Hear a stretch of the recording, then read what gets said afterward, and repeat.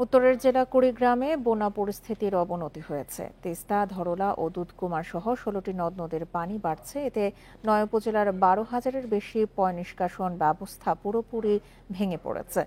এতে বেশি দুর্ভোগে পড়েছেন নারী, শিশু সহ বয়স্করা। পানিবাহিত নানা রোগ ছড়িয়ে পড়ার শঙ্কা তাদের। এখন জন্ম সনদ দিয়ে খোলো বিকাশ স্টুডেন্ট অ্যাকাউন্ট। নিজের বিকাশ নিজে কর। বিপদ সীমার উপরে না উঠলেও পানি বাড়ছে ধরলা ও দুধকুমার সহ কুড়িগ্রামের বিভিন্ন নদ নদীতে। ব্রহ্মপুত্রে পানি কিছুটা কমেছে, তবে এখনো রয়েছে বিপদ সীমার উপরে।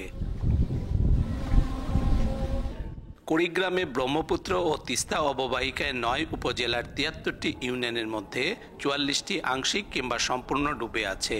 এতে ভেঙে পড়েছে পয়ঃনিষ্কাশন ব্যবস্থা। দুর্ভোগে প্রায় ১ লাখ মানুষ। বন্যা আসছে, আমাদের বাড়িতে পানি উঠছে, সবই তো তলে গেছে, টয়লেট টিউবওয়েল সবই তলে গেছে। মনে করেন যে মেয়েদেরই তো মনে করেন টয়লেটেরই সমস্যা বেশি। সকাল ৫টার থেকে সিরিয়াল ধরি ১৫০-২৫০ মানুষ, তার মধ্যে সিরিয়াল কেউ পায় কেউ পায় না। জনস্বাস্থ্য প্রকৌশল বিভাগের হিসাব বলছে বন্যায় পানিতে ডুবে গেছে ১২,০০০-এরও বেশি শৌচাগার।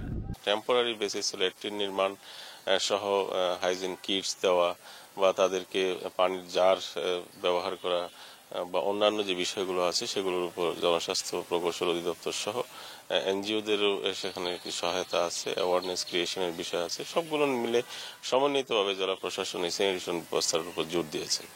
দীর্ঘমেয়াদী বন্যা মোকাবেলায় কুড়িগ্রামে ৫,০০০ অস্থায়ী আর চরাঞ্চলে অন্তত ১০০ ভাসমান শৌচাগার তৈরির কথা ভাবছে স্থানীয় প্রশাসন।